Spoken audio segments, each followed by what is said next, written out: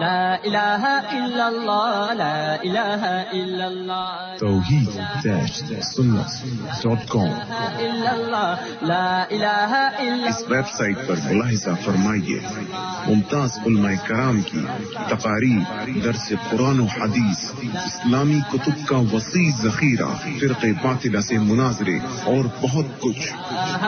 الا اللہ لا الہ الا مورخہ 18 جنوری سن 2006 حضرت مولانا ربنواز حنفی صاحب جامع مسجد الحبیب C1 ایریا کراچی میں مناظرہ کورس سے خطاب فرما رہے ہیں۔ موضوع ہے اعتراضات اکابر کا جواب۔ تیار کردہ علمی کیسٹ گھر، کیسٹ اور CD ملنے کا پتہ نوٹ فرما لیں۔ علمی کیسٹ گھر، دکان نمبر 5 فاطمہ پلازا، بالمقابل مدنی مسجد federal be area Karachi. Phone number 63708113۔ والصلاة والسلام على من لا نبي بعده، أما بعد فأعوذ بالله من الشيطان الرجيم، بسم الله الرحمن الرحيم، يا أيها الذين آمنوا إن جاءكم فاسق بنبأ فتبينوا أن تصيبوا قوما بجهالة فتصبحوا على ما فعلتم نادمين۔ قال النبي صلى الله عليه وسلم كفى بالمرء كذبا أن يحدث بكل ما سمع۔ صدق الله مولانا العظيم وصدق رسوله النبي الكريم، ونحن على ذلك لمن الشاهدين والشاكرين، والحمد لله رب العالمين۔ يا رب صل وسلم دائما أبدا على حبيبك خير الخلق كلهم، هو الحبيب الذي ترجى شفاعته لكل حول من الأحوال مقتحم۔ اللهم صل على محمد النبي الأمي وعلى آله وسلم تسليما۔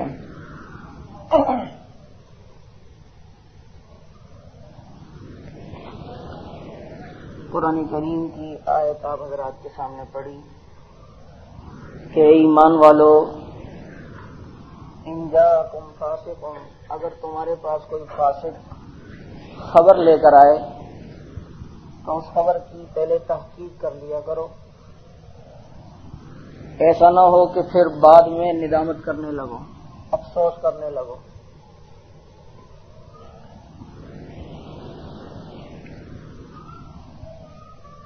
جب بھی کبھی کسی کے متعلق آدمی بات سنے تو اصول بھی یہی ہے اور طریقہ بھی اور اخلاق کا تقاضا بھی کہ انسان اس سے بھی پہلے پوچھ لے اور تحقیق بھی کر لے۔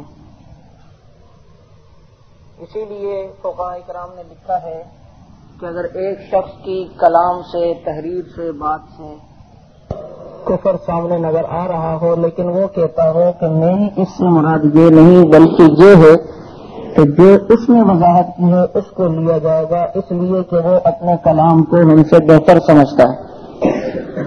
جیسے ہمارے مفتی تقی عثمانی صاحب دامت برکاتہم العالیہ نے موجودیت پر جو کتاب لکھی امیر معاویہ اور تاریخی حقائق، تو حضرت نے شروع میں لکھا ہے کہ میں نے مودودی کو خط لکھا تھا کہ جو باتیں ہم آپ کی عبارات سے سمجھتے ہیں خلافت ملوکیت سے اور دوسری کتابوں سے، تو کیا آپ کی مراد بھی اس سے وہی ہے یا ہماری سمجھ میں غلط آ رہی ہے؟ تو جب اس کی طرف سے اسی بات پہ جھٹائی ثابت ہوئی کہ جو باتیں اس نے لکھی ہیں اس سے مراد اس کی وہی ہے جو ہمارے علماء نے سمجھا ہے، تو مولانا تقی عثمانی صاحب فرماتے ہیں کہ پھر میں نے قلم اٹھایا کہ اب جو ہے وہ جواب دیا جائے۔ میں نے پہلے دن کہا تھا کہ علماء دیوبند بر صغیر میں انگریز کے خلاف جب محاذ پہ تھے، لڑائی لڑ رہے تھے، جہاد کا کام کر رہے تھے، تو انگریز نے ان کو بدنام کرنے کے لیے مختلف ہیلے اور مختلف طریقوں سے ان کو بدنام کیا تاکہ لوگ ان سے بدظن ہو جائیں، ان کے ماتحتی میں ہم سے لڑنا اور ہماری دشمنی کرنا چھوڑ دیں۔ کسی سے آدمی بدظن ہو جائے، بدگمان ہو جائے تو اس سے علیحدہ ہو جائے گا۔ تو مسلمانان ہند، مسلمانان بر صغیر سارے کے سارے مل کر انگریز کے خلاف جو جہاد کر رہے تھے، انہی پاک نفوس کی ماتحتی کے اندر مولانا قاسم نانوتوی رحمہ اللہ کی سربراہی میں، مولانا رشید احمد گنگوہی رحمہ اللہ کی سربراہی میں، مولانا خلیل احمد سہارنپوری رحمہ اللہ کی سربراہی میں، سید ضامن شہید رحمہ اللہ کی سربراہی میں، تو انگریزوں نے پھر ان کو بدنام کروانے کے لیے احمد رضا خان کو جو چنا اور اس نے ان کی عبارات کو قطع گریز کر کے اور کہیں کی مٹی کہیں کا روڑا بھانمتی نے کنبا جوڑا، یہ مثال دکھا کر ایک عبارت وہاں سے لے لی، ایک عبارت یہاں سے لے لی، کفریہ مضمون بنا کر لوگوں کے سامنے پیش کر دیا۔ احمد رضا خان حرمین گیا اور حرمین جا کر اس نے ایک استفتاء تیار کیا اور اس میں عقائد لکھے کہ ہندوستان میں ایک قاسم نام کا آدمی ہے، اس کا یہ عقیدہ کہ وہ ختم نبوت کا منکر ہے۔ ایک ہے اشرف علی جس نے کہا کہ نبی کا علم پاگلوں جیسا ہے نعوذ باللہ۔ ایک ہے جو کہتا ہے کہ اللہ جھوٹ بولتا ہے، رشید احمد گنگوہی کے بارے میں کہا۔ تو یہ باتیں اس نے لکھی۔ اب ظاہر بات ہے آپ حضرات بھی مدارس سے تعلق رکھتے ہیں کہ مفتی ہمیشہ سوال کو دیکھ کر سوال کے مطابق جواب دیتا ہے، تو اب وہ سوال ہی ایسا تھا اور اس نے وہ باتیں اس نے سامنے لکھی جو ہماری کسی کتابوں میں بھی نہیں ہے، ہمارے علماء کرام کا اس طرف دھیان بھی نہیں گیا تھا۔ یہ خاموشی سے وہاں گیا اور وہاں جا کر اس نے جو ہے یہ استفتاء دیا اور ان حضرات سے کفریہ مضمون لے کر اور فتویٰ لے کر آیا اور لوگوں کو دکھانے لگا کہ یہ دیکھو حرمین والے نے بھی دیوبندیوں کے خلاف فتویٰ دیا۔ حسام الحرمین کے نام سے اس نے یہ پھر فتاوی جات جمع کیے اور اس نے یہ کتاب لکھی حسام الحرمین، حرمین کی تلوار۔ یہ بہت بڑا پس منظر ہے، اس واقعے کے اندر بہت بڑے واقعات ہیں۔ مختصر وقت میں یہ ساری بات بتلائی ہے اس لیے کہ کچھ دیر ہے اور کئی عبارتیں ہیں۔ بھائی جب وقت ہو جایا کرے وقت کا یا دیکھ رہے ہو تو پھر پرچیاں کیوں دیتے ہیں؟ یہاں پر موضوع چل رہا ہے مناظرے کا اور ہم پہلے دوسروں سے تنگ ہیں کہ ان کے بارے میں فکر کریں، آپ لوگ آپس کی لڑائیوں کی پرچیاں دے کے شروع ہو گئے۔ جب دیکھ لیں وقت ہو گیا، اب دیکھو پرچیاں آتی ہیں، وقت ہو جاتا ہے میں جواب نہیں دیتا۔ وہ ایک دو ساتھی تو چاہتے ہیں جو پرچی دیتے ہیں کہ جواب ہو، اکثر مجمع یہ سوچ رہا ہوتا ہے چائے ٹھنڈی ہو جائے گی، کیونکہ ہم خود طالب علم رہے ہیں تو اس لیے اس مزاج کو سمجھتے ہیں۔ موقع شناسی یہ اللہ کی بہت بڑی نعمت ہے، اللہ ہم سب کو نصیب فرمائے۔ بہرحال جب اس نے یہ کتاب شائع کی ہندوستان میں ہمارے علماء کے پاس پہنچی تو مولانا خلیل احمد سہارنپوری رحمہ اللہ نے اپنے عقائد المحنت علی المفنت کے نام سے لکھ کر حرمین بھیجے اور یہ ساری تفصیل لکھی کہ اس قسم کا آدمی آیا، اس نے ہماری طرف غلط باتیں منسوخ کی، ہمارے عقیدے یہ ہیں۔ تو حرمین کے علماء نے پھر جو فتوے دیے اور تحریریں دیں اور اس میں انہوں نے وضاحت کی کہ ہندوستان سے ایک مکار آیا تھا جو مکاری اور جالسازی سے ان سے فتوے لے گیا۔ جن علماء کے بارے میں انہوں نے فتوے لیے ان کے تو یہ عقائد تھے اور المحنت علی المفنت آپ کے پاس ہونی چاہیے، اس میں یہ تمام باتیں ہیں۔ مثال کے طور پہ وہ اعتراض کرتے ہیں، پہلی عبارت یہ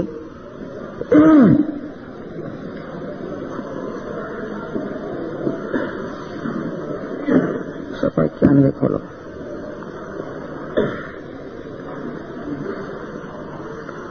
صراط مستقیم مولانا شاہ اسماعیل شہید رحمہ اللہ کی کتاب سے۔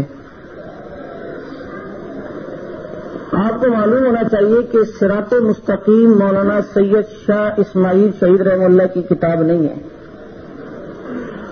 صراط مستقیم جو ہے وہ سید شہید رحمہ اللہ کے ملفوظات ہیں اور دو آدمیوں نے ان ملفوظات کو جمع کیا ہے، ایک ہے مولانا شاہ اسماعیل شہید رحمہ اللہ اور ایک ہیں جناب مولانا عبدالعزیز محدث دہلوی رحمہ اللہ کے داماد تھے مولانا عبدالحی رحمہ اللہ۔ ان دو حضرات نے ان کے ملفوظات جمع کیے ہیں، لیکن دشمنی شاہ اسماعیل شہید سے کی اس لیے کہ انہوں نے سکھوں کے خلاف جہاد کیا اور آپ بریلویت کی اگر باریکیت کو اور ان کے کاموں کے نقطے کو دیکھیں گے تو ان کا کام ہر اس جماعت کے خلاف رہا جو دین کی دائی ہو اور دین کے لیے محنت کر رہی ہو.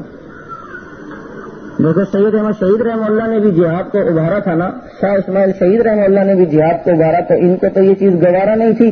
اعلام الاعلام نامی کتاب میں عمر رضا خان تو فتویٰ دے چکا تھا کہ ہندوستان دارالاسلام ہے, اور یہ وہی فتویٰ اس نے بھی دیا غلام احمد قادیانی نے, چھوڑ دے دوست تو جہاد کا خیال, دین میں حرام ہے جنگ اور قتال. توحید-sunnah.com. تو شاہ اسماعیل شہید رحمہ اللہ کی کتاب نہیں ہے, یہ سید احمد شہید رحمہ اللہ کے ملفوظات ہیں. بات سمجھنا مولانا عبارت کو, اور یہ اکثر یہ عبارت یوں پیش کرتے ہیں. ایک ہفتہ پہلے ساتھی میرے پاس آیا, شاید یہاں پر بیٹھا ہو, پیر کالونی والا, نظر تو آ رہا تھا 2-3 دن سے, تو کہنے لگا کہ ہمیں جو ہے بریلیوں نے کہا ہے کہ شاہ اسماعیل شہید رحمہ اللہ نے لکھا ہے کہ نماز میں حضور کا خیال آ جائے تو نماز ٹوٹ جائے گی, گدھے اور گھوڑے کا خیال آئے تو نماز نہیں ٹوٹتی, نعوذ باللہ. اور یہ عبارت یوں پیش کرتے ہیں. میں نے ان کو بھی کہا, آپ کو بھی کہا, کوئی یہ بات کرے کہ حضور کا خیال آ جائے تو دیوبندی کہتے ہیں نماز ٹوٹ جاتی ہے, اور گدھے گھوڑے کا خیال آ جائے تو نماز نہیں ٹوٹتی. 10 لاکھ روپے کا چیلنج لکھ کے دے دو, کہو کسی کتاب سے یہ حوالہ لے آؤ, ہم تمہیں 10 لاکھ کیا 20 لاکھ دینے کے لیے تیار ہیں. کسی جگہ سے. بات یہ ہے مولانا, سمجھنا بات کو, یہ سمجھنا, یہ عبارات کو سمجھنا, ادھر ادھر دھیان ہوا تو پھر مسئلہ یہ نہ ہو کہ میں نے مسئلہ نیچے مسجد میں بیان کیا تھا کہ مسواک سے روزہ نہیں ٹوٹتا ہے, پٹھان بھائی باہر نکل کے دم مولوی صاحب کافر مولا دے کہتا ہے نسوار سے روزہ نہیں ٹوٹتا. تو ایسا نہ ہو کہ ہم دعا لکھتے رہے, وہ دوا پڑھتے رہے, ایک نقطے نے محرم سے مجرم بنا دیا.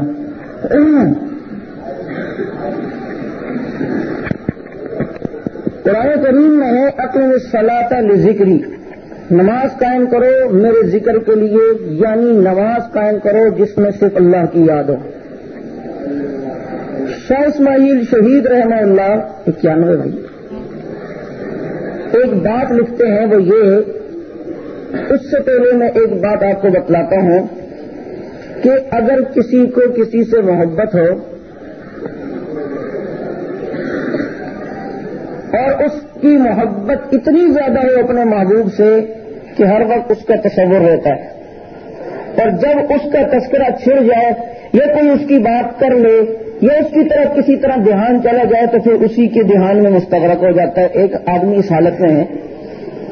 تو اب آپ دیکھیں کہ ایک شخص جس کی اتنی محبت ہے اس سے کہ وہ پھر اس کو جب بات آتی ہے, اس کا تذکرہ چھڑتا ہے یا اس کی طرف دھیان جاتا ہے تو اس کی محبت میں اتنا مستغرق ہو جاتا ہے کہ اس کی باتیں اس کو یاد آنے لگتی ہیں, اس کی آنکھیں اس کو یاد آنے لگتی ہیں, اس کا حسن اس کو یاد آنے لگتا ہے, وہ اسی کی طرف متوجہ ہوتا ہے اور زبان حال سے کہتا ہے میرا صاف سادہ مزاج تھا, میرے حسن اس کی کیا خبر, تیرے ایک تبسم ناز نے سارا جہاں بدل دیا, اور پھر اسی طرف متوجہ ہو گیا اور اتنا مستغرق ہو گیا. اب یہ حالت ہے کسی آدمی کی, اس کا انتقال ہو گیا اس کے محبوب کا.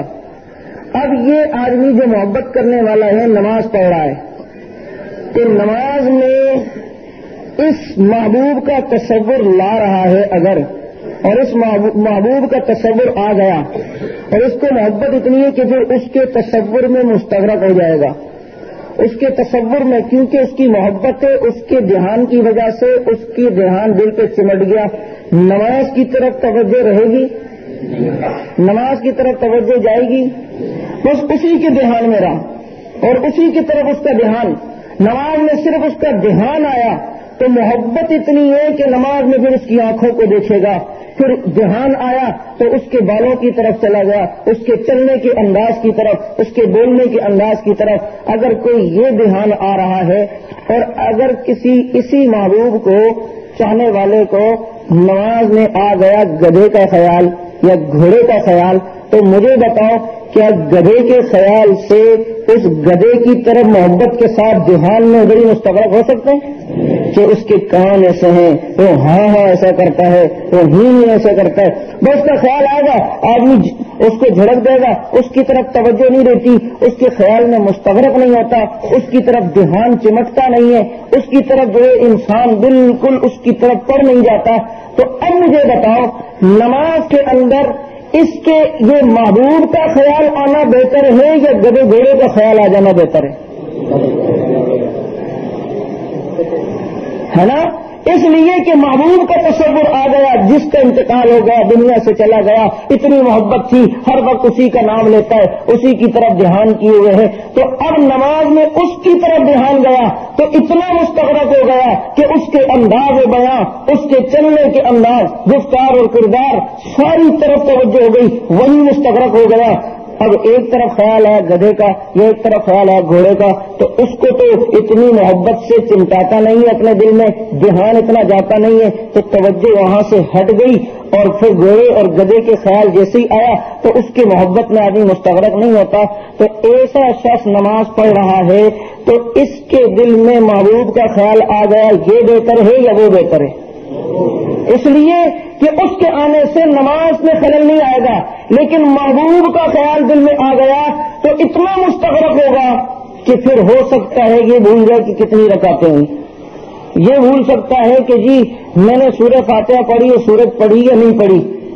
تو مولانا شاہ اسماعیل شہید رحمہ اللہ نے یہی بات لکھی ہے کہ نماز میں حضور کے خیال لانے کی طرف پوری ہمت کرنا، حضور کے خیال لانے میں پوری توجہ کرنا، حضور کے خیال کو پوری توجہ سے لانا، پوری ہمت اور پوری کوشش سے خیال لانا نماز میں، اس سے یہ کیا ہے، اس سے بہتر، اس سے برا ہے کہ اپنے گدھے اور اپنے بیل کا خیال دل میں آ جائے۔ اور حضرت دیکھو کیا کہتے ہیں، اس الفاظ پہ غور کرو، نماز کے متعلق کہہ رہے ہیں اصل عبارات، ایک اصول سمجھ لو، بدعتی جب بھی کہے آپ کی کتاب میں یہ ہے تو اصل عبارت سامنے رکھو، اصل کتاب سامنے رکھو، اصل کتاب میں ہوتا کچھ اور ہے، کرتے کچھ اور ہے۔ اب دیکھنا شاہ اسماعیل شہید رحمہ اللہ کی یہ جو عبارت میں مکمل پڑھوں گا، اس میں کہیں بھی گستاخی کا کوئی پہلو نظر آ رہا ہے؟ وہ یہ پوری عبارت یہ، اور شیخ یا اسی طرح اسی جیسے بزرگوں کی طرف خواہ جناب رسالت صلی اللہ علیہ وسلم ہی ہوں، اپنی ہمت کو لگا دینا۔ دیکھو خیال آ جائے یہ ایک الگ بات ہے، خیال لانا یہ الگ بات ہے، خیال آنا یہ ایک الگ بات ہے۔ یہاں پر خیال لانے کی بات ہے، پوری ہمت کے ساتھ خیال لایا جا رہا ہے کہ خیال لانا یہ الگ بات ہے، خیال کا آ جانا، خیال کا آ جانا اس سے ہمیں اختلاف نہیں ہے، اس سے ہمیں اختلاف ہے۔ فتاوی دارالعلوم دیوبند میں مفتی عزیز الرحمان صاحب نے یہ بات لکھی ہے، یہ بات جو ہے وہ لکھی ہے کہ التحیات للہ والصلوات والطیبات والسلام علیکہ، یہ ہم نبی پڑھتے ہوئے لامحالہ طور پر نبی علیہ الصلوۃ والسلام کی طرف تو دھیان جائے گا۔ تو خیال کا آ جانا یہ بات شاہ اسماعیل شہید نہیں کر رہے کہ خیال آ جائے تو برا ہے، پوری ہمت اور کوشش سے نماز میں نبی کا خیال لانا یہ برا ہے۔ کہتے ہیں کہ اور شیخ یا اسی جیسے بزرگوں کی طرف خواہ جناب رسالت صلی اللہ علیہ وسلم ہی ہوں، اپنی ہمت کو لگا دینا اپنے بیل اور گدھے کی صورت میں مستغرق ہونے سے برا ہے، کیونکہ شیخ کا خیال تو تعظیم اور بزرگی کے ساتھ انسان کے دل میں چمٹ جاتا ہے، اور بیل اور گدھے کے خیال کو نہ تو اس قدر چسپگی حاصل ہے اور نہ تعظیم، بلکہ حقیر و ذلیل ہوتا ہے یہ خیال، اور غیر کی یہ تعظیم اور بزرگی جو نماز میں ملحوظ ہو وہ شرک کی طرف کھینچ کے لے جاتی ہے۔ بتا اس پوری عبارت میں کوئی گستاخی ہے؟ یہ وہ عبارت ہے جس کو الٹا کر کے لوگوں کے سامنے بیان کرتے ہیں کہ دیوبندی کہتے ہیں نماز میں گدھے گھوڑے کا خیال آ جائے تو نماز نہیں ٹوٹتی، حضور کا خیال آ جائے تو نعوذ باللہ نماز ٹوٹ جاتی ہے۔ سمجھ میں آ گئی؟ یہ مثال دے کے کہا کرو۔ حضرت تو یہ کہہ رہے ہیں کہ یہ مسئلہ حضرت نے عاشقان رسول کے لیے لکھا ہے، یہ عشاق سمجھتے ہیں کہ جس سے محبت ہوتی ہے اس کے خیال میں جب آدمی لگتا ہے تو کیسا مستغرق ہو جاتا ہے۔ پھر اس کو پتہ ہی نہیں ہوتا. اور مجنو بیٹھا ہوا تھا, ایک مجنو جا رہا تھا, ایک آدمی نماز پڑھ رہا تھا, مجنو اس کے قریب سے گزر گیا, اس نے جلدی جلدی نماز ختم کی, پکڑ لیا مجنو کو. اندھا ہے تجھے نظر نہیں آتا, نماز پڑھ رہا تھا سامنے سے گزر گیا. مجنو نے کیا جواب دیا؟ اس نے کہا افسوس, میں لیلا کے خیال میں تھا, مجھے تیرے طرف دھیان ہی نہیں رہا, میں نے تجھے دیکھا تک نہیں, تیرے طرف خیال نہیں کیا, اور تو خدا کے سامنے کھڑا اور میری طرف دھیان کر رہا ہے. تو اس کو مجنو کو لیلا سے محبت تھی, اس کا خیال آتا تو ایسا چمڑ جاتا وہ خیال کہ پھر چھوڑتا ہی نہیں. مولانا شاہ اسماعیل شہید رحمہ اللہ تصوف کی باتیں کرتے ہوئے یہ بات کر رہے ہیں کہ جن کے دل میں اللہ کے نبی کا عشق اتنا ہے, اب وہ جب نماز میں حضور کا خیال آ جائے گا تو مجھے بتاؤ پھر حضور کی طرف ہی پوری توجہ ہو جائے گی یا نہیں؟ کیا علیہ السلام مسکراتے یوں تھے, چلتے یوں تھے, بات یوں کرتے تھے, ہے کیسی محبت ہے ہمیں. اب نماز کی طرف توجہ, نماز میں تو توجہ اللہ ہی کی طرف ہونی چاہیے, کسی اور کی طرف نہیں. تو حضرت یہی کہتے ہیں کہ اتنی بڑی بزرگوں کا جن سے محبت ہو, ان کا خیال آ جائے تو وہ تو چمٹ جاتا ہے, ہٹتا نہیں ہے.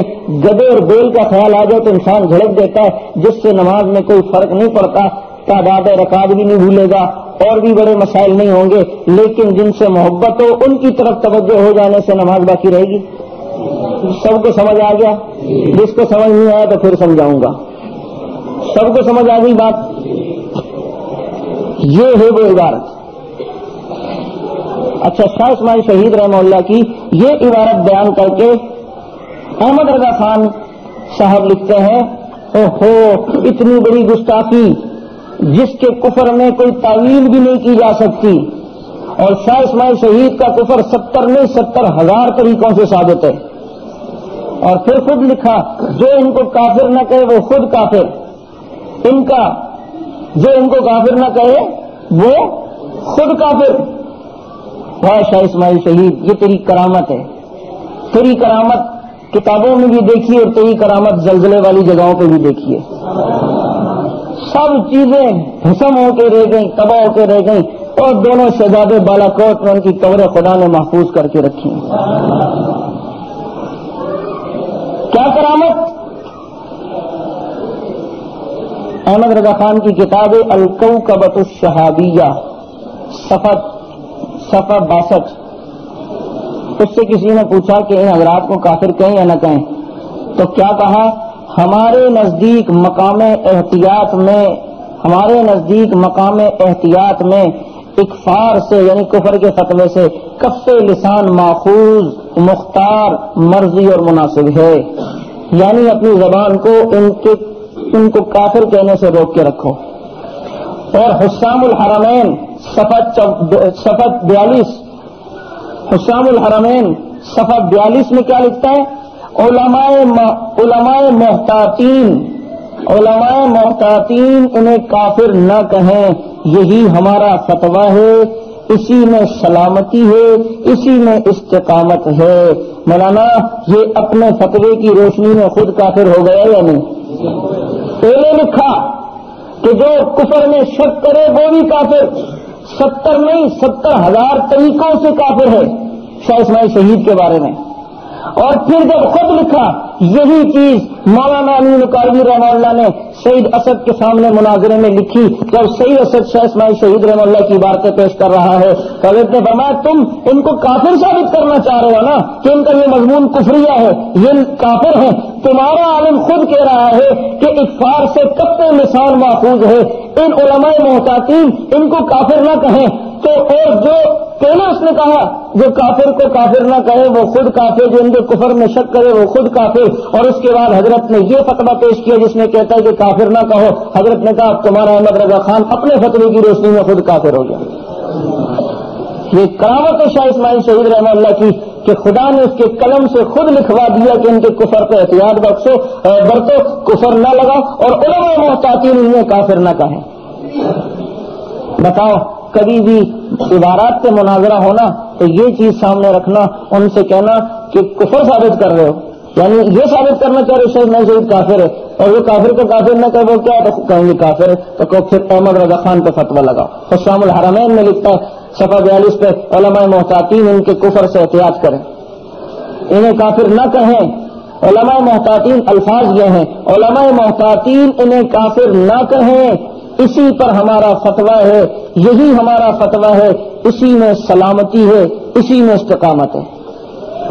اس سید اسد جو ہے وہ سچ پٹایا تھا اور پھر کہا کہ ہمارے مولانا نعیم الدین مراد آبادی نے اپنی کتاب میں لکھا ہے کہ شاہ اسماعیل شہید نے توبہ کر لی تھی، اس لیے احمد رضا خان صاحب نے جو ہے وہ ان کے بارے میں یہ کہا۔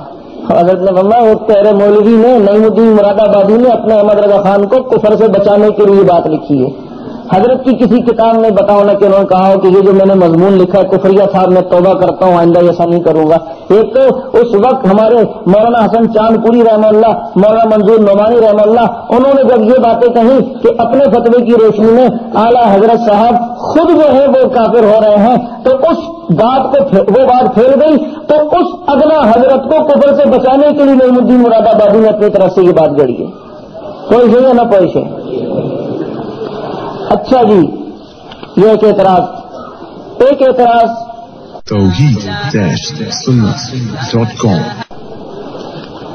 مولانا شاہ اسماعیل شہید رحمہ اللہ پر یہ ہوتا ہے کہ کہتے ہیں کہ وہ حضرات، شاہ اسماعیل شہید کہتے ہیں کہ نبی علیہ الصلوۃ والسلام مٹی میں مٹی ہو گئے، نعوذ باللہ۔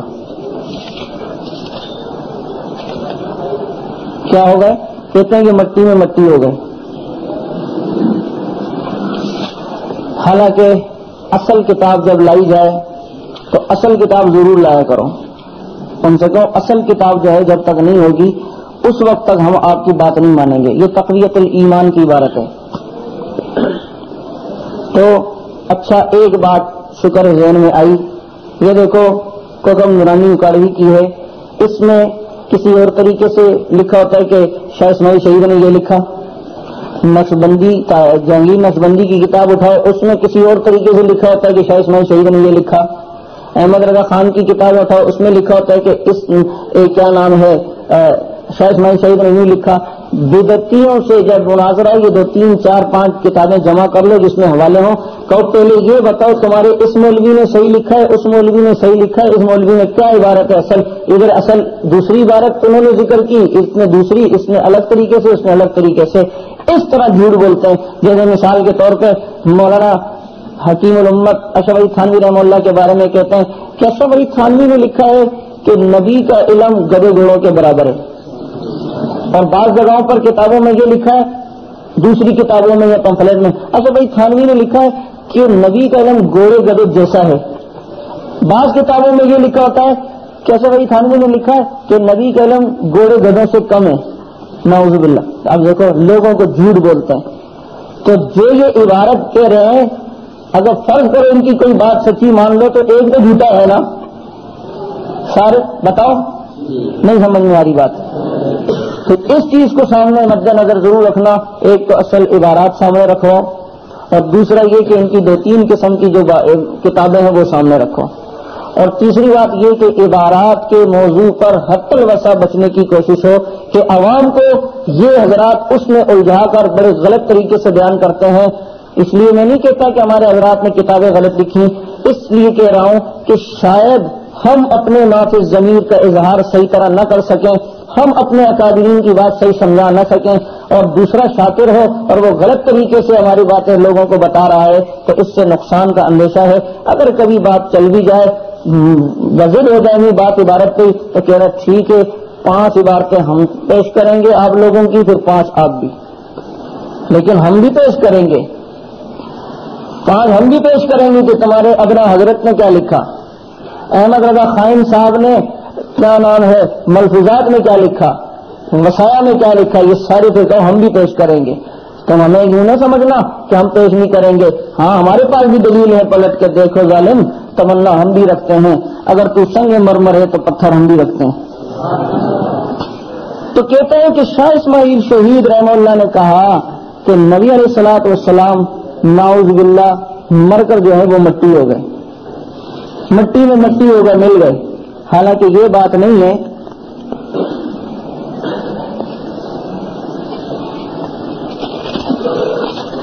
یہ وہ کوکم نورانی کی کتاب ہے دیوبند سے بریلی، خدا کی قسم ایسا جھوٹا انسان میں نے دنیا میں نہیں دیکھا اپنی آنکھوں سے۔ دیکھو اس نے جتنے حوالے دیے ایک حوالہ بھی اسی الفاظ کے ساتھ ہماری کسی کتاب میں نہیں دکھا سکتا. اس کی سی ڈی بھی ہے. اس میں یہ ان کے جھوٹ ان کی خیانت دیکھو کہ سی ڈی میں حوالہ دکھا رہا ہے کہ یہ دیکھو دیوبندیوں کی کتاب بلغت الحیران ہے مولانا حسین علی صاحب کی, اور اس میں دیکھو یہ کیا لکھا ہے, کیمرہ قریب لاتا ہے اس عبارت کے قریب, کہتے ہیں دیکھو انہوں نے لکھا ہے کہ اللہ پاک کو اس وقت تک بندوں کے عمل کا پتہ نہیں چلتا جب تک وہ بندہ عمل کر نہ لے. بندے کے عمل کرنے سے پہلے اللہ کو علم نہیں ہوتا. یہ حسین علی صاحب کی کتاب ہے.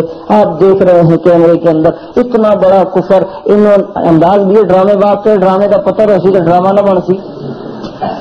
شکل بگڑ گئی تھی خدا کی قسم. میں نے کئی جلسوں میں چیلنج دیا کہ حکمرانی کو 2 گواہ ایسے لا کر بتا دو جنہوں نے تمہارے باپ کی مرنے کے بعد شکل دیکھی ہو. شفیع کاروی جس کی محرم میں رونی گتھی کی کیسٹیں چلتی رہتی ہیں, 2 آدمی نہیں دکھا سکتے. ان کے یہاں کوئی مر جائے تو اتنی لمبی لائن لگتی ہے. شفیع کاروی ان کا کوئی معمولی آدمی نہیں تھا, کیوں نہیں اس کا چہرہ سب کو دکھایا گیا؟ خدا بند عالم نے شیعت کی ترجمانی کرنے کی وجہ سے اس کی شکل ہی کو بگاڑ دیا. مولوی عصمت علی جو مولانا منظور نوانی صاحب سے مناظر کیا کرتا تھا, جب مرا اس کی زبان کو خدا بند عالم نے جلا دیا. سارے حقائق ہیں. اور مولانا قاسم نام مولانا جب علی تھانوی رحمہ اللہ جب دنیا سے جاتے ہیں تو دیکھنے والوں نے دیکھا اور بتایا کہ حضرت کی شہادت کی انگلی اور انگوٹھے کے درمیان سے ایک نور کی نہر جاری تھی, اور یہ دونوں انگلیوں کے درمیان سے نور کی لکیر کیوں نہ جاری ہو کہ ان انگلیوں میں قلم پکڑ کے 1300 کتابیں لکھ کے امت کی رہنمائی کی ہے. تو اس طریقے سے یہ حضرات جو ہیں وہ کرتے ہیں. تو اصل عبارت جو ہے وہ ضرور سامنے رکھیں. جس طریقے سے یہ شاہ اسماعیل شہید رحمہ اللہ کی باتیں دیکھو, اس نے کتاب لکھی اور حوالہ دیا, حضور اکرم مر کر مٹی میں مل گئے. دیوبندیوں کی کتاب میں ہے حضور اکرم مر کر مٹی میں مل گئے, تقویت الایمان صفحہ 59. اچھا وہ بات رہ گئی بلغت الحیران کی. تو یہ حوالہ میری نظر سے پہلی مرتبہ سی ڈی میں دیکھا تو گزرا, باقی تو ان کے داؤ پہ جہاں یہ ڈنڈی مارتا ہے ہمیں سمجھ آ جاتی ہے, ڈنڈی مارتا ہے ہمیں سمجھ آ جاتی ہے. بلغت الحیران کے اس حوالے سے میں بہت پریشان ہوا. سی ڈی میں تو صرف وہی لائن دکھائی, وہی عبارت دکھائی, کیمرے میں جو اس نے دکھائی ہے. بلغت الحیران جب خریدی گئی, بلغت الحیران جب لی گئی تو بلغت الحیران کو دیکھ کر دنیا حیران ہو جائے کہ جھوٹے کتنے. اس میں یہ لکھا حضرت نے کہ معتزلہ کا یہ عقیدہ ہے کہ جب تک بندہ نیک عمل نہ کرے اللہ کو پتہ نہ ہوتا. معتزلہ یہ کہتے ہیں کہ کاٹ دیا, سی ڈی میں نہیں دکھایا, اور معتزلہ کا کون ذکر کر کے مولانا شہر صاحب کی طرف منسوخ کر دیا. انشاءاللہ دعا کریں اسی سال ہماری سی ڈی تیار ہو جائے اس کے جواب میں. یہ حالت ہے. اور دیکھو اس میں یہ عبارت پیش کی کہ شاہ اسماعیل شہید نے لکھا کہ حضور اکرم مر کر مٹی میں مل گئے. اصل عبارت کیا؟ مولانا شاہ اسماعیل شہید رحمہ اللہ تقویت الایمان میں نبی علیہ السلام کی ایک حدیث کی تشریح کر رہے ہیں. تشریح کیا؟ تو ایک حدیث ذکر کی کہ قیس بن سعد رضی اللہ تعالیٰ نے نبی علیہ السلام کے پاس آئے, نقل کیا کہ ایک شہر میں جس کا نام ہیرا تھا, کہا کہ وہ کہتے ہیں کہ ہم نے وہاں دیکھا کہ لوگ اپنے بادشاہوں کو سجدہ کر رہے ہیں. تو میں آیا پیغمبر صلی اللہ علیہ وسلم کے پاس, حضرت قیس فرماتے ہیں میں نے کہا اللہ کے نبی جن بادشاہ کو وہ لوگ سجدہ کرتے ہیں آپ زیادہ مستحق ہے کہ ہم آپ کو سجدہ کریں. تو نبی علیہ السلام نے کیا فرمایا؟ تو فرمایا مجھ کو بھلا خیال تو کر جو تو گزرے میری. یہ نبی علیہ السلام کے الفاظ یعنی اس کا ترجمہ ہے. تو فرمایا 7 دن قیس کو فرما رہے جنہوں نے یہ کہا کہ ہم آپ کو سجدہ کریں, یہ زیادہ مستحق ہے ان سے کہ وہ بادشاہوں کو سجدہ کرتے ہیں. اس کے جواب میں اللہ کے نبی نے کیا فرمایا اس کا ترجمہ؟ تو فرمایا مجھ کو بھلا خیال تو کر جو تو گزرے میری قبر پر کیا سجدہ کرے تو اس کو؟ کہا میں نے نہیں. فرمایا مت کرو. آپ علیہ السلام نے تم میری قبر کے پاس سے گزرو گے تو کیا اس وقت سجدہ کرو گے؟ کہا نہیں. تو اس کی تشریح میں فائدہ میں لکھتے ہیں یعنی میں بھی ایک دن مر کر مٹی میں ملنے والا ہوں تو کب سجدے کے لائق ہوں. لفظ یہ ہے کہ میں بھی ایک دن مر کر مٹی میں ملنے والا ہوں. تو یہ مٹی میں ملنے کا یہ مطلب نہیں. اگر یہ مطلب ہو کہ نعوذ باللہ مٹی سے مٹی ہو گئے تو یہ عقیدہ شاہ اسماعیل شہید رحمہ اللہ کا ہرگز نہیں ہے. شاہ اسماعیل شہید رحمہ اللہ خود دوسری جگہ سلک نور مثنوی ہے شاہ اسماعیل شہید رحمہ اللہ کی, ادھر اپنے عقیدے کی وضاحت کرتے ہیں. سلک نور میں شاہ اسماعیل شہید رحمہ اللہ کا ایک شعر ہے. وہ شعر کیا ہے؟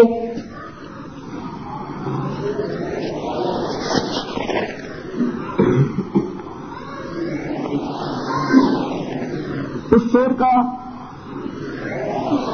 اچھا یہ شعر ہے ان آنکھوں سے ہر چند وہ جسم پاک, ان آنکھوں سے وہ ہر چند وہ جسم پاک یعنی نبی علیہ السلام کا جسم بظاہر ہوا مختفی زیر خاک, بظاہر ہوا مختفی زیر خاک یعنی ان آنکھوں سے بظاہر وہ جسم خاک کے ساتھ نیچے چلا گیا, حقیقت میں خدا بند عالم نے اس جسم کو محفوظ کیا ہوا ہے. مٹی میں ملنا, مٹی میں ملنا جس طریقے سے مٹی میں ملنے کا یہ مطلب نہیں کہ خدا ایسا مٹی میں مٹی ہو گئے, بلکہ مٹی میں ملنے کے جو لغات دیکھو ملنے کی کہ مٹی میں ملنا, تو اردو کی جو آپ لغات دیکھیں تو ان لغات کو آپ کو پتہ چل جائے گا کہ مٹی میں ملنے کا ایک مطلب دفن ہونا بھی آتا ہے. مٹی میں ملنے کا کیا مطلب؟ دفن ہونا. یہ نہیں کہ اس کی جسم میں تبدیل ہو جانا. جس طریقے سے کہا جاتا ہے اس کو درخت میں باندھ دو, اس کو درخت میں باندھ دو یعنی درخت کے ساتھ باندھ دو, یہ نہیں کہ درخت کے اندر باندھ دو. میں اس سے کمرے میں ملا تو کمرے میں ملا, یہ نہیں کہ اس صورت میں ملا کہ میں خود کمرہ بن گیا, خود کمرے کی جنس ہو گیا پھر ملا, نہ کوئی سے کمرے میں ملا. کوکب نورانی نے سی ڈی میں جب یہ بات دکھائی اور اس پہ پھر مثال دی, مٹی میں ملنا اور مٹی سے ملنے میں میں مثال دیتا ہوں جیسے کوئی یہ کہے مجھ سے چھڑی گم گئی اور مجھ میں چھڑی گم گئی. پتہ نہیں وہ کس نے گمائی ہوگی, چڑھا سی کسی بیٹھے ہو گئے تو کہا مٹی سے چھڑی مجھ سے گم گئی, چھڑی مجھ میں گم گئی. یہ الگ مطلب ہے میں کا اور سے کا. تو میرے دل میں بات آئی, میں نے کہا یہ سامنے ہو تو میں کہوں واہ شاہ اسماعیل شہید, یہ تیری کرامت ہے.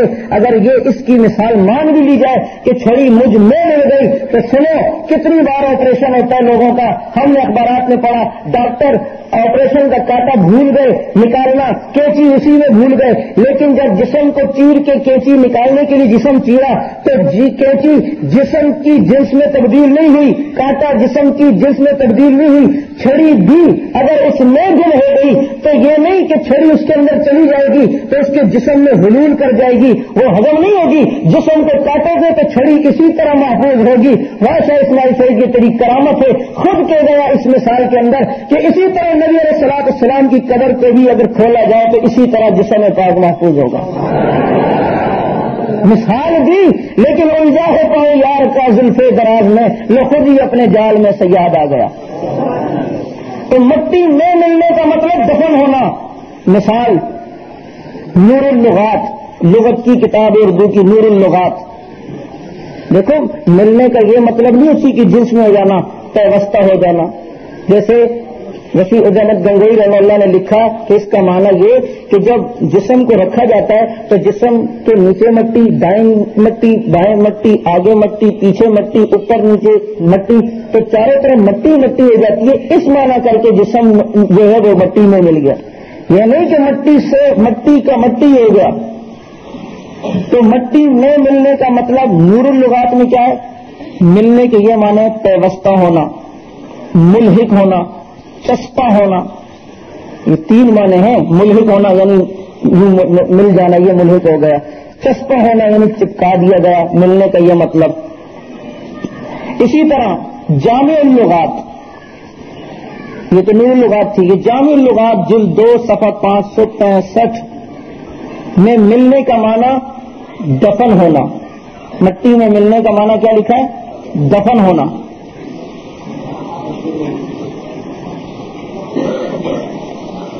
اور اسی جامع اللغات کی جلد 4 صفحہ 460 پر، جلد 4 صفحہ 460 میں لکھا ہے مٹی سے مل جانا یعنی دفن ہونا.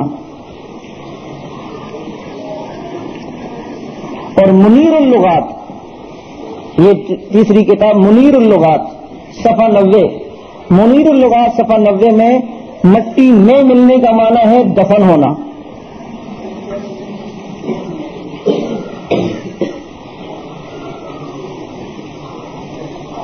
سمجھے بھائی؟ تو یہ ہے حضرت کا معنی مٹی میں ملنے کا. اور میں نے سلک نور کے حوالے سے حضرت کا شعر پڑھ لیا کہ ان آنکھوں سے ہر چند وہ جسم پاک بظاہر ہوا مختفی زیر خاک، یعنی بظاہر آنکھیں نہیں دیکھ رہی، بظاہر جو ہے وہ جسم پاک مٹی میں چلا گیا اور ہم سے جو ہے وہ خاک کے اندر چلا گیا اور ہم سے مخفی ہو گیا. حقیقت میں خدا بند عالم نے جسم کو محفوظ کیا ہوا ہے.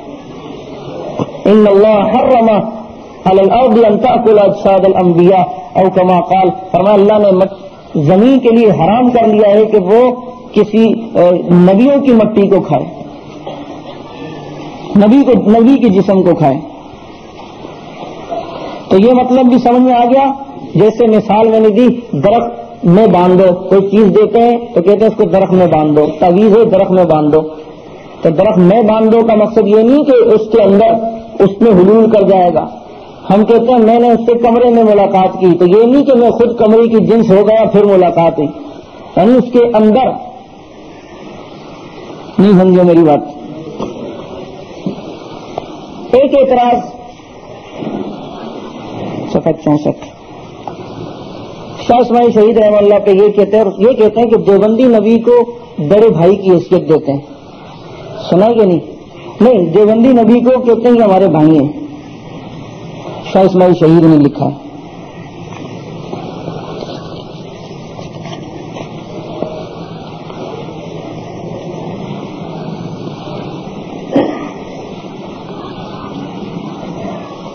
حالانکہ یار اس کو آپ رکھو نا اسی طرح.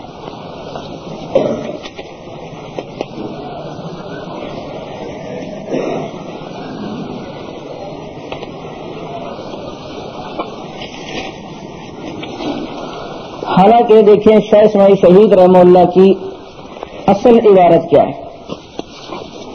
اس سے پہلے یہ سمجھ لیں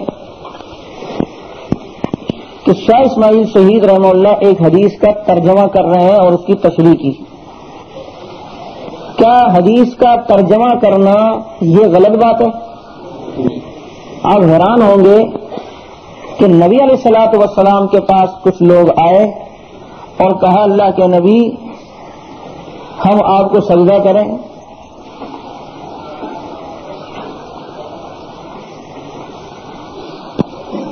ہم آپ کو سجدہ کریں یہ اجازت مانگی تو اللہ کے نبی نے اس کے جواب میں فرمایا، یہ مشکات کے اندر روایت ہے کہ اعبدوا ربکم واکرموا اخاکم.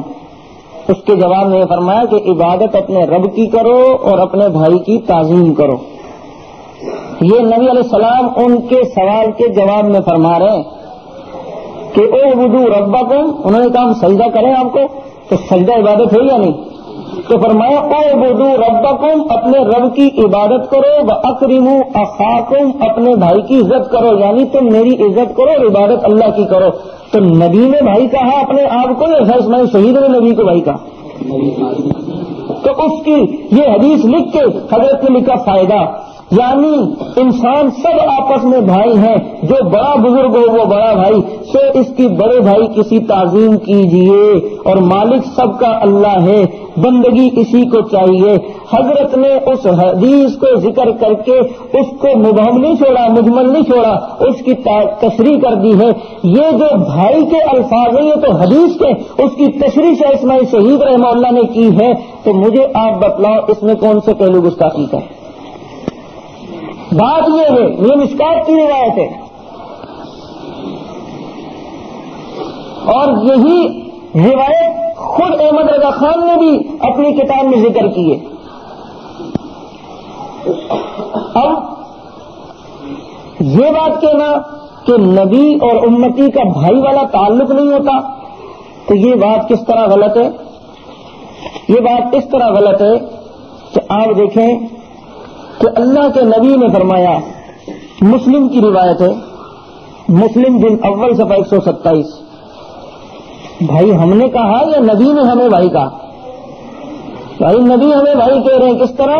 مسلم جلد اول صفحہ 127، مسند احمد جلد 3 صفحہ 155، اس میں یہ روایت ہے کہ اللہ کے نبی نے فرمایا، وجدت انا قد رأینا اخواننا، وجدت انا قد رأینا اخواننا، میرا دل چاہتا ہے میں اپنے بھائیوں کو دیکھوں، میرا دل چاہتا ہے کہ میں اپنے بھائیوں کو دیکھوں۔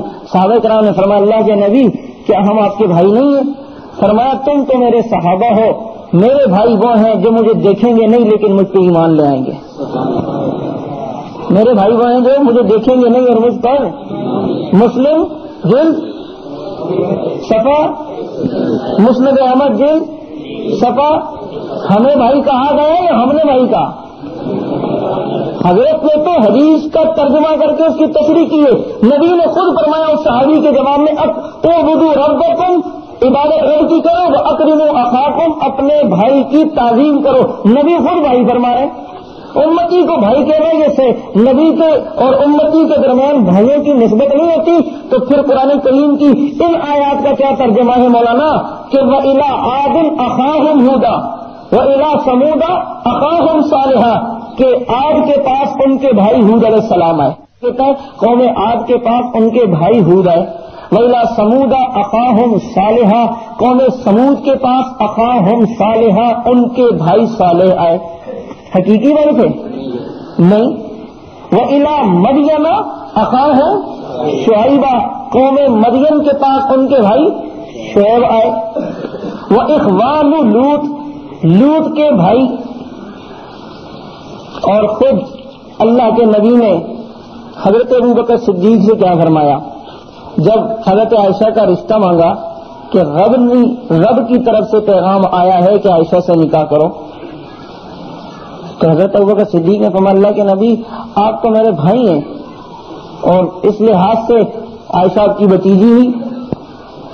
تو ابوبکر صدیق نے کیا فرمایا، آپ تو میرے بھائی ہیں اور اس لحاظ سے عائشہ آپ کی بھتیجی ہوئی۔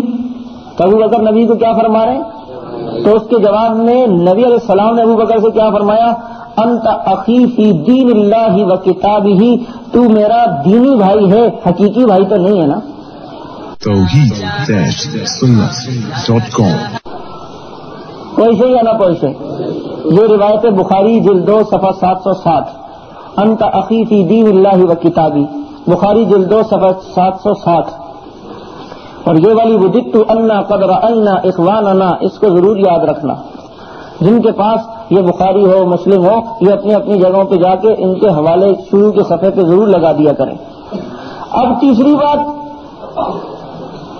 اللہ نے کہا، نبی علیہ السلام نے فرمایا، انما المؤمنون اخوہ، سارے مسلمان آپس میں، سارے مومن آپس میں بھائی بھائی ہیں، جتنے بھی مومن ہیں آپس میں بھائی بھائی ہیں، تو نبی بھی مومن ہے یا نہیں ہے؟ پانچویں حدیث کہ نبی علیہ الصلوۃ والسلام حضرت عمر رضی اللہ تعالی عنہ کو بھیج رہے ہیں، ایک مرتبہ عمرے کے لیے حضرت عمر جا رہے ہیں۔ یہ روایت ابو داؤد جلد اول صفحہ 210 جو ابھی پیش کر رہا ہوں، ابو داؤد جلد اول صفحہ 210، ترمذی جلد 2 صفحہ 195، ترمذی جلد 2 صفحہ 195۔ تو حضرت عمر سے حضرت رسول اللہ صلی اللہ علیہ وسلم نے کیا فرمایا، اشرکنا یا اخی فی دعائک ولا تنسنا، اے میرے چھوٹے بھائی مجھے دعا میں نہ بھولنا، اپنی دعا میں ہمیشہ یاد رکھنا۔ حضرت عمر کے نبی کیا فرما رہے ہیں؟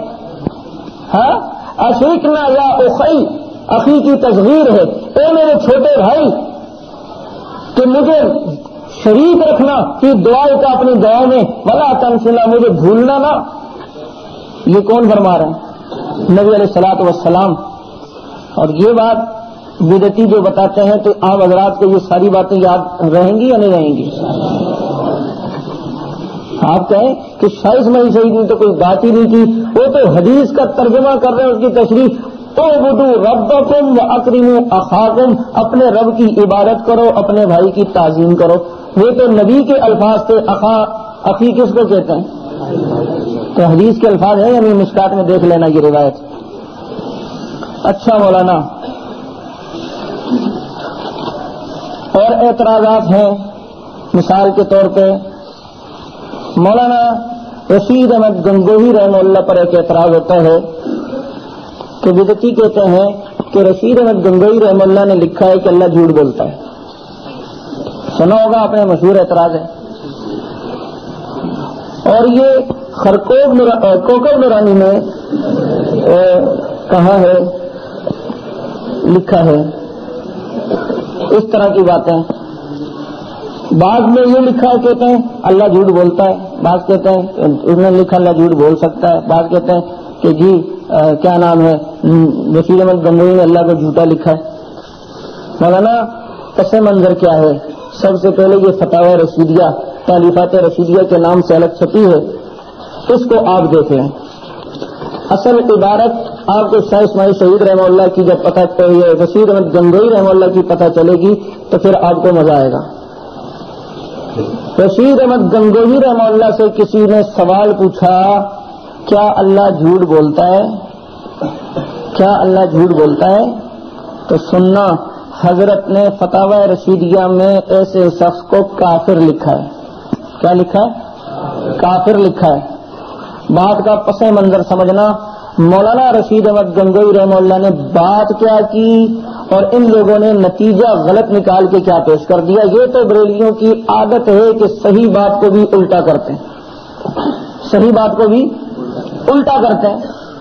جیسے مثال کے طور پہ ایک جگہ مشاعرہ تھا مولانا قاری رحمہ اللہ کی قبر پر اللہ کرو رحمت نازل فرمائے. حضرت جب ہمیں پڑھا رہے تھے تو مجھے بھی انداز اور وہ چہرہ اور وہ مسکراہٹ حضرت کی آنکھوں کے آگے آ گئی.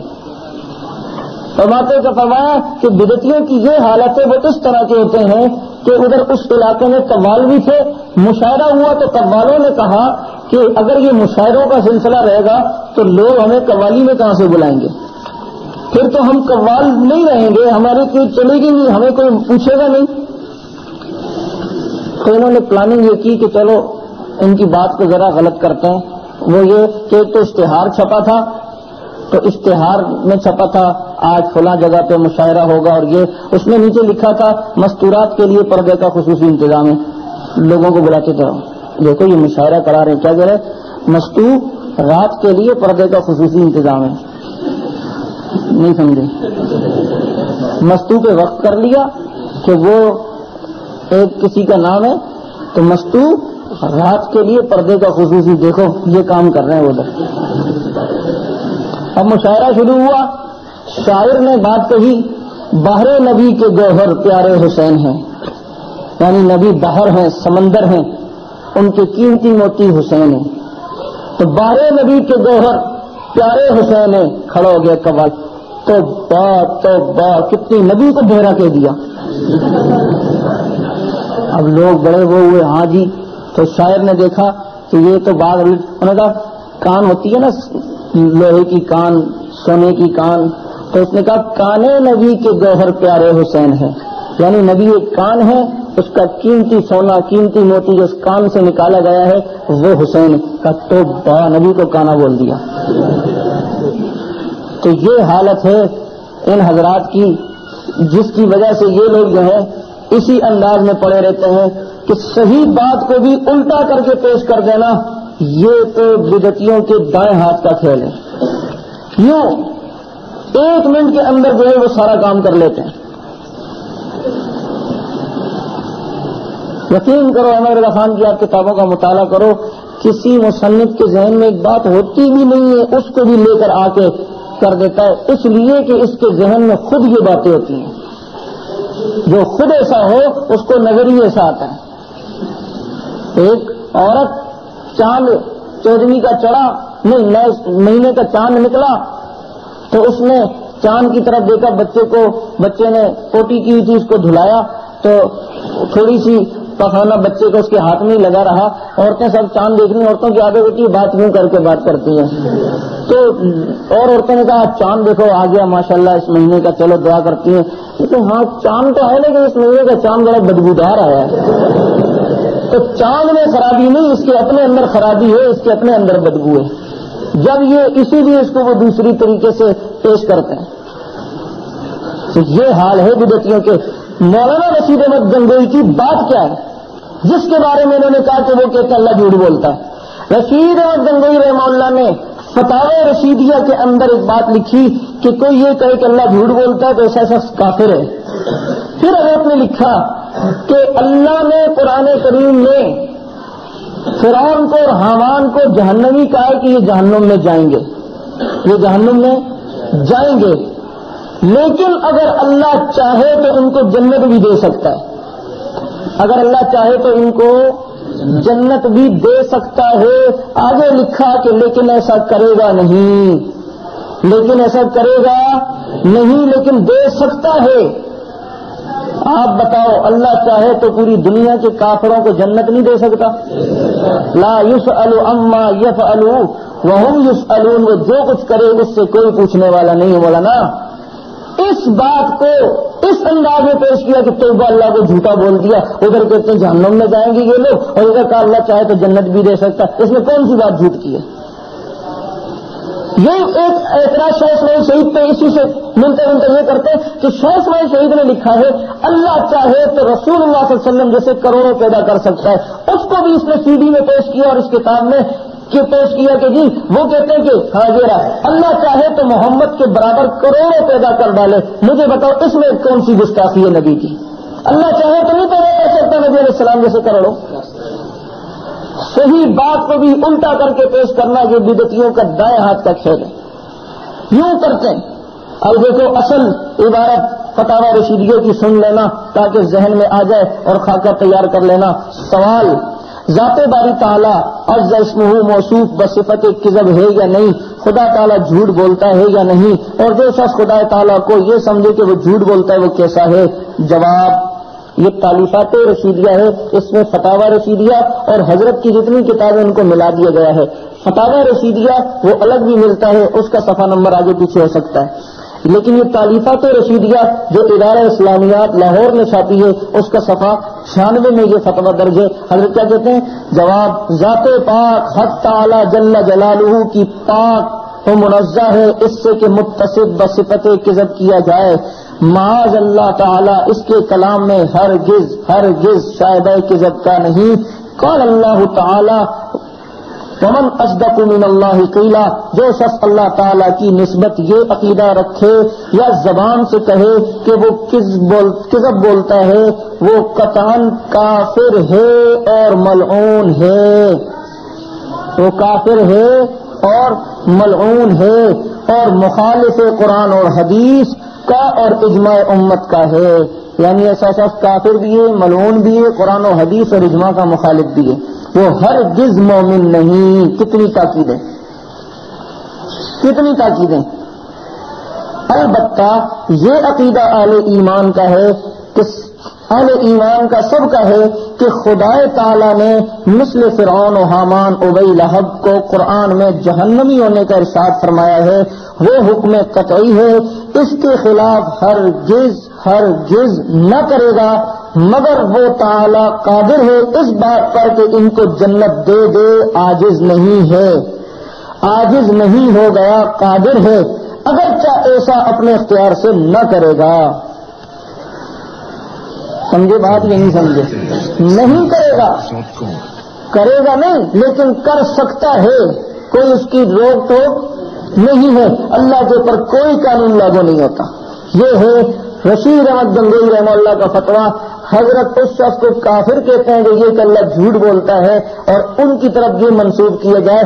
دیکھو ہمیں قرآن و حدیث اور علماء محدثین اور محققین نے کیا بتلایا کہ ایک آدمی اپنی بات کی خود وضاحت کر دے اس کی بات کو مانا جائے گا جو وضاحت کر رہا ہے، لیکن جو اس کے اوپر تھوپ رہا ہے غلط بات کو اس کی بات کا کوئی اعتبار بھی نہیں ہوگا.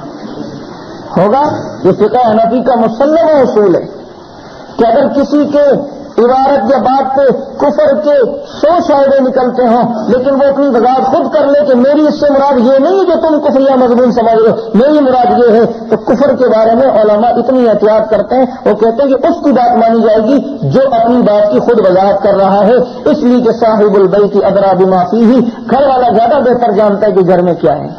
یہ رشید احمد گنگوہی رحمہ اللہ کی کتاب پر جو اعتراض کیا جاتا ہے یہ اس کا جواب ہے۔ اچھا بھائی،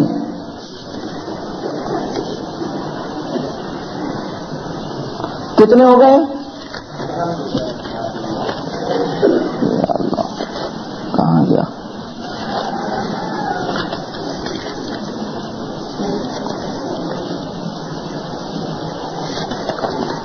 مولانا اشرف علی تھانوی رحمہ اللہ پر جو اعتراض ہوتے ہیں وہ کہاں ہیں، وہ کیا کیا ہیں، تو اس کا بھی آپ سمجھ لیں۔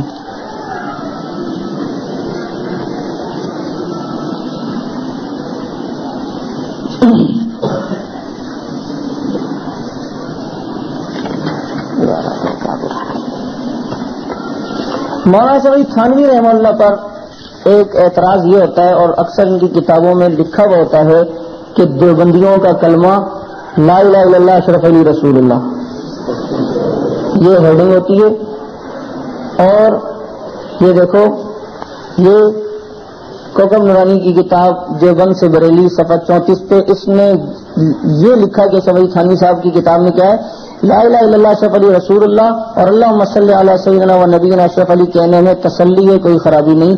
یعنی اور بعض جگہوں پہ یہ لکھا ہوتا ہے کتابوں میں، ہیڈنگ ہوتی ہے دیوبندیوں کا کلمہ لا الہ الا اللہ اشرف علی رسول اللہ۔ یہ کبھی آپ کے سامنے پیش کریں تو اس کا پس منظر بھی آپ کو پوری طرح یاد ہونا چاہیے۔ وہ کیا؟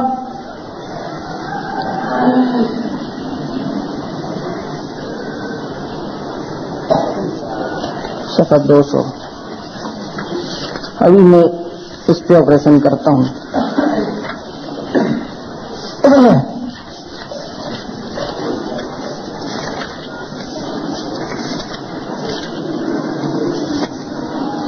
بھائی بات یہ تھی، اصل جو عبارت ہے، اصل جو واقعہ ہے وہ کچھ اور ہے۔ الامداد مولانا اشرف علی تھانوی رحمہ اللہ کی کتاب ہے، امداد السلوک ان کا حاشیہ ہے، الامداد ان کی ہے۔ امداد السلوک تو رشید احمد گنگوہی رحمہ اللہ کی ہے، اور رشید احمد گنگوہی رحمہ اللہ نے حاجی امداد اللہ مہاجر مکی رحمہ اللہ کے ملفوظات جمع کیے۔ تو الامداد یہ مولانا اشرف علی تھانوی صاحب کی ایک کتاب ہے، اس میں یہ ہے کہ ایک مرید آیا حضرت کے پاس اور کہا کہ حضرت میں نے خواب میں دیکھا کہ خواب میں پوری عبارت میں پڑھتا ہوں، پھر تشریح خود پوری عبارت یہ ہے، وہ جو خواب دیکھنے والا اس نے آ کر یہ کہا اور سو گیا۔ کچھ عرصے کے بعد خواب دیکھتا ہوں کہ کلمہ شریف لا الہ الا اللہ محمد رسول اللہ پڑھتا ہوں، لیکن محمد رسول اللہ کی جگہ حضور کا نام لیتا ہوں، یعنی اشرف علی تھانوی صاحب کا۔ اتنے میں دل کے اندر خیال پیدا ہوا کہ تجھ سے غلطی ہوئی، کلمہ شریف کے پڑھنے میں اس کو صحیح پڑھنا چاہیے۔ اس خیال سے دوبارہ کلمہ شریف پڑھتا ہوں، دل پر یہ ہے کہ صحیح پڑھا جائے، لیکن زبان سے بے ساختہ رسول اللہ کے نام کے بجائے اشرف علی نکل جاتا ہے۔ خواب بتا رہا ہے اپنا، حالانکہ مجھ کو اس بات کا علم ہے کہ اس طرح درست نہیں، لیکن بے اختیار زبان سے یہی کلمہ نکلتا ہے۔ 2-3 بار جب یہی صورت ہوئی تو حضور صلی اللہ علیہ وسلم کو اپنے سامنے دیکھتا ہوں، اور بھی چند شخص حضور صلی اللہ علیہ وسلم کے پاس تھے، لیکن اتنی میں میری حالت ہو گئی کہ میں کھڑا بوجہ اس کے کہ رقت طاری ہو گئی، یعنی اب بیدار ہو گیا۔ تیار کردہ علمی کیسٹ گھر، یاد رکھیے نامور قرآن حضرات کی تلاوت، مشہور و معروف حمد و نعتیں، معرکۃ الارا مناظرے، ویڈیو اور آڈیو کیسٹ اور سی ڈی میں دستیاب، ممتاز علماء کرام کے گراں قدر کیسٹوں کا مرکز، علمی کیسٹ گھر، دکان نمبر 5 فاطمہ پلازا، بالمقابل مدنی مسجد، federal be area, Karachi. Phone number 63708113۔